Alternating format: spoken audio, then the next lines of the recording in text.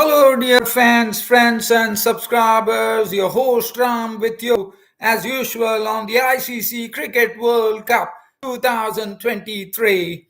And we have two matches today on a Saturday. Yes, these matches did not have any much of a formality with all the places being decided. It was just a matter of formality, England and Pakistan. And England would be very glad that they have. At least I know they didn't perform so well. They beat Pakistan by 93 runs in their last league fixture. And what it has done is that they have qualified for the Champions Trophy 2025. Very happy about that. And well done, England. As far as Australia versus Bangladesh was concerned, Australia absolutely trampled Bangladesh. Bangladesh went on to a huge score, and Australia, with the help of Mitchell Marsh, smashing 177 runs, went on to a victory against Bangladesh and that was a huge victory. I mean, if you look at the victory, it's a perfect preparation for the semi-finals because they just went on to 307 runs were mowed down by the Aussies by losing just 2 wickets, with Mitchell Marsh smashing 177 not out to take them to a very absolutely. I can probably say that Aussies won a match, a match with a huge win in a canter. So that's a wonderful job by Aussies. I think this is a perfect preparation for them for the World Cup semi-final on Thursday, I reckon. As Wednesday, India take on New Zealand in the semi-finals. So now everything's official. India versus New Zealand in the semi-finals, and it is in South Africa taking on Australia the next day. So we are definitely, we are coming to the end of the league stage. One last game coming up tomorrow. The hosts India taking on the talented Netherlands team. But before I will go to that later. But first, as I said, since they have two matches, I might have to do a skimmer today. So I'll start off with the first match, Australia versus Bangladesh. Let's have a look at the card there. Bangladesh batted first, and they definitely on a pristine Pune pitch. Batting looked so easy. Didn't have any issues at all. Ball was nicely rolling onto the bat, and that's the precise reason we saw the Aussies proved that they are much superior on this day by thrashing the Bangladeshi bowlers. Yes, Bangladesh were without Shakib Hassan. We all know about that. But talking about the Bangladesh card, everybody got starts. I mean, this was such a good wicket to bat on. Yes, they made 306, which was a good effort, no doubt. But probably they could have, some players could have probably stayed there, played a long innings, which probably was not the case. And that's the reason. If you look at the card there, Tanzir Hassan out for 36, Hilton Das 36, the captain Najmul Hussain Shant out for 45. Tawhid Rida was the highest scorer with 74. Displayed some very good strokes in his display. Mahmudullah 32. So everybody got starts. Mushfiqur Rahim got 21. Mehdi Hassan 29. So everybody got starts. But the problem for them was nobody was able to play a long innings as what the Aussies played, especially Mitchell Marsh. So 306 for 8 definitely looked a big task. Aussies have to definitely chase it was the second successful chase in this World Cup. But they did it in style. As I said, to assert 306 runs in a canter in 44.4 overs, it's a great job and a perfect preparation for the semi-finals. So bowling, if you look at it, they decided to rest Mitchell Starc, which was justified. Josh Hazelwood, 7 overs, 1 made and none for 21. Cummins, 8 overs, none for 56. Sean Abbott, 10 overs, 2 for 61. Got a game. Mitchell Marsh, 4 overs, disappeared for 48. But Adam Zampa, look at the bowling figures. Adam Zampa, on a very easy pitch, on a batting pitch, he did a wonderful job. 10 overs, no maiden, 2 for 32. Well done, Adam Zampa. Adam Zampa looks to be absolutely primed for the semi-finals. He has really peaked at the right time. Travis had 6 overs, none for 33. And Marcus Stoinis, 5 overs, cost him 45 runs and added 1 wicket to his name. The Aussies, well, they steamrollered Bangladesh. They just lost. Travis said pretty quickly in the piece. Travis said, it's a big wicket. There was Taskin Ahmed giving them a very early breakthrough when 12 runs were on the board, with Travis Head already cracking 2 fours in the knock of 10. He was a goner. After that, it was David Vaughan and Mitchell Marsh at the crease, as Mitchell Marsh, got a bit of a. I wouldn't say he was very, very fluent right from the start. He was tested a bit, I suppose, by the spinners, and then he opened up, and he saw the pitch started playing much, much easier. And David Warner also stroking through the line. He contributed 53 and a nice stand, which just wanted to basically want to settle things down after the early dismissal of Travis Head, which was done very well by David Warner. Mitchell Marsh stand of 120 runs for the second wicket, with David Warner's contribution being 53 of 61 deliveries with 6 boundaries, before David Warner hit a ball in the air, and the captain Shanto took the catch of Mustafizur Rahman. But after that, there was absolutely nothing that the Bangladeshi bowlers could do, as Mitchell Marsh was on a mission. Mitchell Marsh absolutely nailed it. I mean, he hits it with real raw power. The timing is perfect, and he plays straight down the ground as well. So he was simply electric, according to me. Look at the knock that he played. From 132, Australia parked their vehicle at the end of 44.4 overs at 307 for 2, with Mitchell Marsh's contribution being an unbeaten 177, his second century of this World Cup, of 132 deliveries, which included 17 fours and 9 sixes. He was pummeling the Bangladeshi bowlers to all parts of the Pune cricket ground.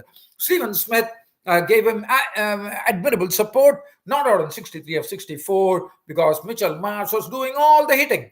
And 307 for 2. As I said, the Aussies parked their car after 44.2 overs, and that was the end of the game there. The Bangladeshis were beaten by 8 wickets. Taskin Ahmed, 10 overs, 1 for 61. Mahedi Hassan, I thought, bowled well. 9 overs. He gave a bit of a tricky time to Mitchell Marsh in the middle, in the opening burst. Naseem Ahmed, 10 overs, none for 85. Mahedi Hassan Mirza, 6 overs for 47. And Mustafizur Rahman at 1 for 76. Now, looking at the table here, if you look at the table, I have to say, unfortunately, Bangladesh might have thought after hitting 306, they had this match covered. It was an easy pitch, but definitely Aussies in this form, you could always say that Aussies can, but still, there was still a job to be done, which was done. But now what this has done is that Bangladesh have been pushed out of the Champions Trophy. Because if you look at the bottom table there, because with England winning, the key was if Pakistan were to beat England, then probably it would have come to the run rate. But here, with England beating Pakistan by 93 runs, Bangladesh, along with Sri Lanka and Netherlands, are out of the Champions Trophy. So now, as far as the Champions Trophy is concerned, it's India, South Africa, Australia, New Zealand, Pakistan, Afghanistan, and England. So I'm very happy that England qualified. So that's it. So now let's go to the other match, England versus Pakistan, and let's see what happened there. Well, England versus Pakistan, it was, if you look at that, as I said, the final verdict was England winning by 93 runs. They played very well. I mean, the way they played, if you look at it, England batted first, and they were pretty sure. This was played at Eden Gardens in Kolkata. Yes, this pitch, if one could say, is that this pitch had some variable bounce. So definitely, I thought England's score of 337 for 9, I would put it on as not in a par score, maybe an above par score. And it proved it out to be, because 337 for 9 was quite a good score. And today, I thought this was the first time in the World Cup that England really showed. We know that England have gone through some real horror form in this World Cup. But definitely, if you look at this particular card, you will feel this is the real England team. At least one thing that it has done for them, even though England would be definitely heartbroken after this World Cup, but at least they have clinched their spot in the Champions Trophy. So well done, England. And looking at the England card there, if you look, Mallon 31, Johnny Bairstow made 59, Joe Root 60. Now, that was a good partnership which was going on. Joe Root, for the first time, looking good with 60. But Butler, again, couldn't get his 50. He just made 27 runs and he was run out by Harry Shroff. I'll come to the Pakistani fielding later. And besides that, Ben Stokes, well, oh my goodness, he was stroking boundaries aplenty. I mean, look at his knock, 84 of 76 deliveries, which had 11 fours in it and 2 sixes. So basically 56 has been cracked out of 84. And when he was reaching his 50, he was just ballistic. Josh Butler, 27 again. At least Joe Root, I would say, at least got a 50. But, Butler's highest score has been 47, I reckon, in this World Cup. So again, he was 27, but he was out to a brilliant run out by Harry Shroff, who picked up and one full swoop. He just threw down the stumps. Harry Brook really showed a bit of clubbing down the ground with a knock of 30 of 17, 2 fours and 2 sixes. Other than that, there was nothing much to talk about. And England finished at 337 for 9. David Willey was playing his last match, so he made 15 runs for 5 deliveries, including 2 fours and 1 6. Definitely, David Willey was the man of the match because with the ball, he really did a great job. Looking at the bowling, there's nothing to. I wouldn't say there is no bowling figure that I could say was good enough because Shaheen Shah Afridi 10 overs made him 2 for 72. Harry Shroff 10 overs 3 for 64. Iftikhar Ahmed 7 overs 1 for 38. Mohammad Wasim definitely looks a promising bowler, even though this pitch probably didn't help him. But definitely he has the reverse swing. He has a good bouncer as well. 10 overs 2 for 74. Shrab Khan 10 overs 1 for 57. And Aga Salman 3 overs 1 for 25. Now, looking at the this one thing about Pakistan, I would say here, one good thing that about Pakistan I would like to say here today is just I'm just going to say only one thing about Pakistan here. Their fielding was good. So, which was surprising because normally their fielding wilts under the pressure, but I thought their fielding was much better than before.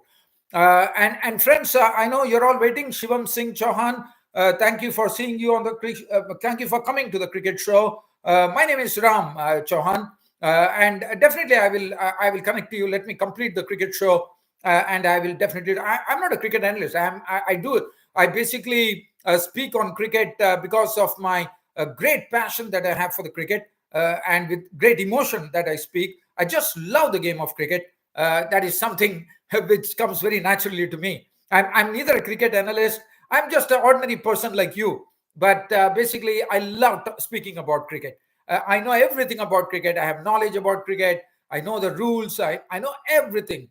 I'm not a person who basically talks only India, just being from India, nothing like that. I speak on the cricket round the globe. I'm happy as far as more and more cricket countries are joining the party there, and we are having a big base of cricket countries playing cricket in the world. So let's that was a sort of an interruption, friends, just to introduce myself to the a new bloke on the mix here with me on my cricket apping show. He has been very kind enough to come and grace my cricket show. Thank you, Shivam. And let's get on to Pakistan now. We are talking about the Pakistan chase. Well, the Pakistan chase, as I said, England have put a above par score. So Pakistan making 338 runs. Yes, stiff ask, no doubt. Well, the start was absolutely abysmal. Abdullah Shafiq was fooled in by a wonderful in-swinger from Peter Willey. From David Willey, sorry. Peter Willey is his father. I'm sorry. So David Willey was the one who gave them the early breakthrough. He picked up 2 wickets on the bounce, one could call, because in the first over itself he dismissed. What a delivery that was! I mean, we all know that Willey has been a very good swing bowler, and here he's got the ball to shape in, and the conventional Abdullah Shafiq was caught LBW ball Willey for a duck, and then Fakhar Zaman. Who could have, who went, he is another one who could not find his touch, and he wanted to probably get down the wicket and have a smear on Willey, but that didn't work out. He was caught by Stokes, so the bowling of Willey for 1, and that was a bad start for Pakistan. But after that, Well, Babar Azam definitely looked good in his knock of 38 of 45, six boundaries. Mohammad Rizwan also looked good, but unfortunately for him, he probably decided to come down the wicket, but probably due to cramps, he was stuck at the crease. And that really, what it did is that the ball went on to hit the stump. So it was a bit of comic there because he just came down, he had a shimmy down the wicket, but the ball actually deceived him, and by the time he could regain, it was all over. The furniture was already disturbed. And then after that, we saw Saud Shakil and Aga Salman combining. But again, at the score of 100 for four, after Rizwan and all the top guns have gone, it was always going to be difficult. But Saud Shakil and Aga Salman tried to, bring some sort of stability by combining and making 26 runs. But again, that was too brief a partnership, which was got over when Saud Shakil was gone, bowled by Rashid, and then Aga Salman, he contributed 51 of 45. But what and if and unfortunately for them, the all-rounders Iftikhar Ahmed and Shadab Khan fell for 3 and 4 respectively, and then it was left to the tail-end all-rounders because we know that Shaheen Shah Afridi can strike the ball, but again the equation was probably over 9 runs per over, and everyone knew the writing was on the wall. But definitely some biffing was done by Shaheen Shah Afridi, Mohammad Wasim, and Haris Rauf. He really surprised with this big hitting, just creating a bit of a flutter among the pigeons, one could call, because Haris Rauf contributed 35 of 23 deliveries, which included 3 fours and 3 sixes. Wasim making 16 of 14 with 2 fours and 1 6, and Shaheen Shah Afridi making 25 of 23, 3 fours and 1 6. So some thorough entertainment for the crowd there. Pakistan were trying to see whether they could do, but as I said, the good thing for England is that even though they had a heartbroken World Cup, they have qualified for the Champions Trophy, and that is something that is going to warm the cockles of their heart for sure. Now let's have a look at the bowling from the Englishman. David Willey absolutely on the top. And as you know, this was his last match. He's retiring from international cricket. What a servant he has been. I wouldn't say that he really did justice to his role, but probably he was there as an all-rounder. But probably I always have a feeling that David Willey didn't do full justice to his role. But nevertheless, he gave good service to England cricket, and wish him well. He has said goodbye to international cricket, and David Willey actually was given the man of the match, which was rightly done, I thought, with the match adjudicators. 10 overs, 3 for 56 for him. Chris Wokes, 5.3 overs, 1 for 27, bowled well. And the spinners, a word for the spinners, especially Adil Rashid. He was making batting very difficult. Yes, it was a pitch with some variable bounce, but also getting some ball to really bite as well. A lot of turn, some turn was really generated. And I thought Adil Rashid bowled superbly. 10 overs, 255. Moeen Ali getting 2 for 60 of his 10. And 8 overs, 2 for 45 for the pacer, young pacer, Gus Atkinson. Well, dear fans and subscribers, that's about it as far as this cricket show is concerned. Tomorrow, India take on Netherlands. And this is the last match of the league stage before we enter the next week, which is the business end of the tournament, which takes us to the semi-finals and the final.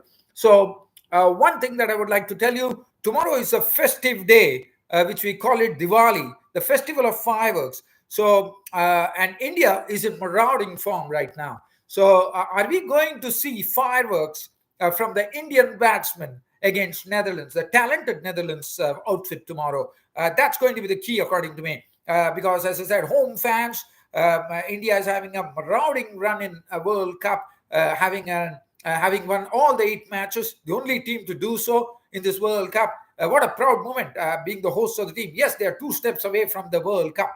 But this is also something that they would be very proud of, and they would like to keep a clean slate by wiping off Netherlands tomorrow. And as I said, festive day Diwali in front of the home fans. Can Indian batsmen show some real fireworks against the Netherlands batsmen? That would be an absolute treat to watch. That's it from me, your host Ram, for the cricket show. Tomorrow I will be once again be back with you. Shivam, are you there? If you are there, you have any questions, you can ask me. Otherwise, I am done and dusted on this cricket show, and you can catch up with me if at all you like my cricket show on my next cricket show, which will be coming up tomorrow, which will be between India against the Netherlands. Until such time, it's your host Ram signing off. Thank you.